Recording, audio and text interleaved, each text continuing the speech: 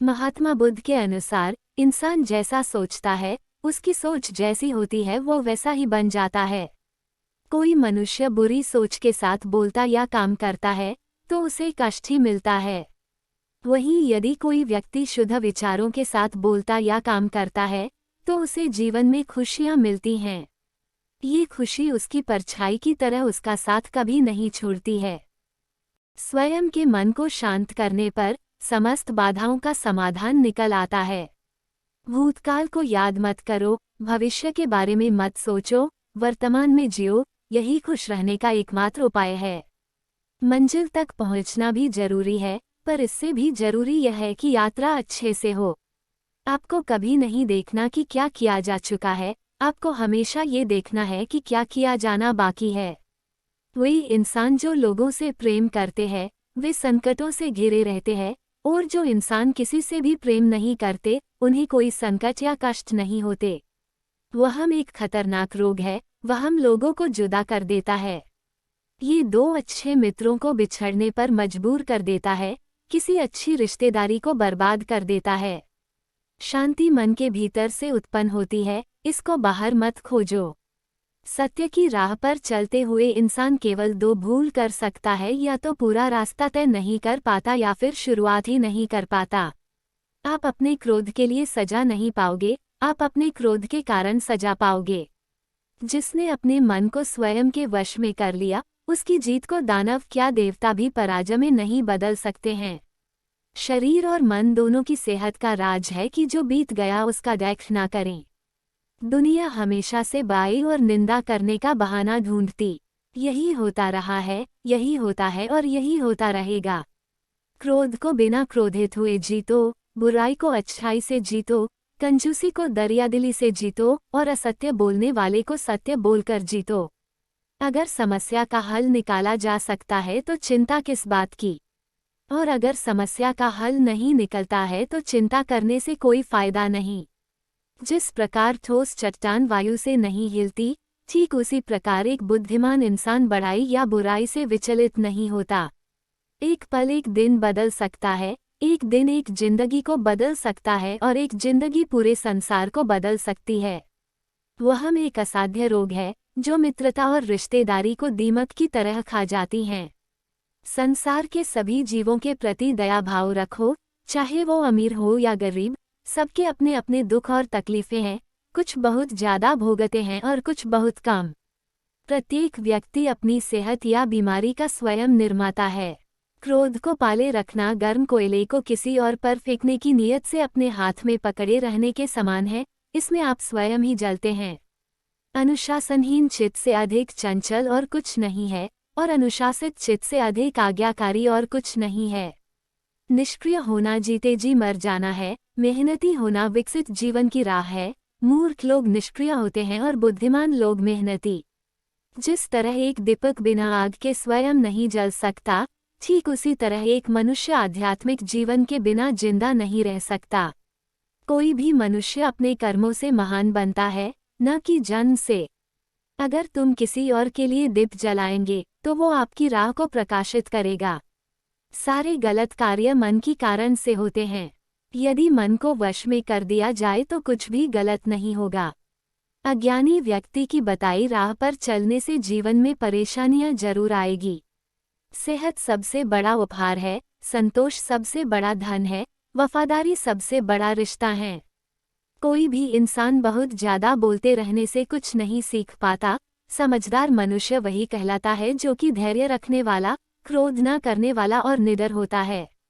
एक दीपक हजारों दीपक को रोशन कर सकता है, और फिर भी उस दीपक की आयु कम नहीं होती। ठीक उसी तरह ज्ञान भी बांटने से कम नहीं होता है। बीते हुए कल को जाने दो, आने वाले कल को आने दो, आज को भी जाने दो और अपने अस्तित्व की सीमाओं से बाहर झांको। जब आपका मन पूरी तरह स्वतंत्र होगा तो आप जीवन और मृत्यु को उसके सही रूप में देख सकोगे। स्वयं के बराबर या फिर स्वयं से ज्ञानी पुरुषों के साथ सफर कीजिए। अज्ञानियों के साथ सफर करने से अच्छा है अकेले सफर करना। एक बार भगवान बुद्ध अपने अनुयायियों के साथ किसी गांव में उपदेश देने जा रहे थे। उस गांव से पूर्वी मार्ग में उन लोगों को जगह जगह बहुत सारे गड्ढे खुदे हुए मिले। बुद्ध के एक शिष्य ने उन गड्ढों को देखकर जिज्ञासा प्रकट की, आखिर इस तरह गड्ढे का खुदे होने का तात्पर्य क्या है। बुद्ध बोले, पानी की तलाश में किसी व्यक्ति ने इतने गड्ढे खोदे हैं। यदि वह धैर्यपूर्वक एक ही स्थान पर गड्ढा खोदता तो उसे पानी अवश्य मिल जाता, पर वह थोड़ी देर गड्ढा खोदता और पानी न मिलने पर दूसरा गड्ढा खोदना शुरू कर देता। व्यक्ति को परिश्रम करने के साथ धैर्य भी रखना चाहिए। दूसरे लोगों के दोषों को न देखें, न ही उनकी गलतियों को, इसके बजाय अपने खुद के कर्मों को देखें कि आप क्या कर चुके हैं और क्या करना अभी बाकी है। एक विचारहीन मनुष्य की प्यास अमरबेल की तरह बढ़ती है। वह एक जीवन से दूसरे जीवन की तरफ उसी तरह से भागता है जैसे जंगल में एक बंदर फलों के लिए एक पेड़ से दूसरे पेड़ पर भागता रहता है। मैं कभी नहीं देखता क्या किया गया है, मैं केवल ये देखता हूँ कि क्या करना बाकी है। किसी बात पर हम जैसे ही क्रोधित होते हैं, हम सत्य का मार्ग छोड़कर अपने लिए प्रयास करने लग जाते हैं। इच्छाओं का कभी अंत नहीं होता। अगर आपकी एक इच्छा पूरी होती है तो दूसरी इच्छा तुरंत जन्म ले लेती है। आप अपने गुस्से के लिए दंडित नहीं होते, आप अपने गुस्से के द्वारा दंडित होते हो। मन सभी मानसिक अवस्थाओं के ऊपर होता है। अगर आप उन चीज़ों की कद्र नहीं करते जो आपके पास है, तो फिर आपको खुशी कभी भी नहीं मिलेगी। अगर आपको अच्छा साथी न मिले तो अकेले चले, उस हाथी की तरह जो कि अकेले ही जंगल में घूमता है। अकेले रहना कहीं अच्छा है बजाय उन लोगों के साथ के जो कि आपकी प्रगति में बाधा बनते हैं। एक मोमबत्ती से हजारों मोमबत्ती जलाई जा सकती है। बांटने से खुशी कभी कम नहीं होती। एक युवक ने बुद्ध से आकर कहा, मेरा गांव अशिक्षित है। मैं अपने परिवार से झगड़कर थोड़ा बहुत पढ़ पाया हूँ। आगे और पढ़ना चाहता हूँ, किंतु सभी रोक रहे हैं। घर के लोग सोचते हैं कि खेती में खूब पैसा है और उसके लिए किसी शिक्षा की आवश्यकता नहीं है। यही सोच गांव वालों की भी है। कृपया आप मेरे गांव चलकर वहां शिक्षा का प्रसार करवाइए। बुद्ध युवक की बात मानकर गांव आ गए। धर्म भीरू ग्रामीणों ने बुद्ध का सत्कार किया और रोज उनके प्रवचन सुनने आने लगे। बुद्ध जब भी शिक्षा का महत्व बताते, ग्रामीण विरोधी मत रखते। एक दिन एक महिला अपने 5 साल के बच्चे के लिए पूछने लगी कि उसे किस उम्र से शिक्षा दिलवाएं। तब बुद्ध ने समझाया कि तुम्हें तो 5 वर्ष पूर्व उसकी शिक्षा शुरू कर देनी थी। उसे क्या खाना है, क्या नहीं, कैसे व क्या बोलना है आदि बातें शुरू से सिखाओगी, तभी तो वह अपना उचित ख्याल रख सकेगा। बुद्ध की यह बात महिला सहित सभी ग्रामीणों को समझ में आ गई। उन्होंने अपने बच्चों को विद्यालय भेजना शुरू किया। ये समय वर्षा का था। युवक ने लोगों को जल संग्रहण की तकनीक बताई। अधिकांश ने उपहास किया, किंतु युवक अपना काम करता रहा।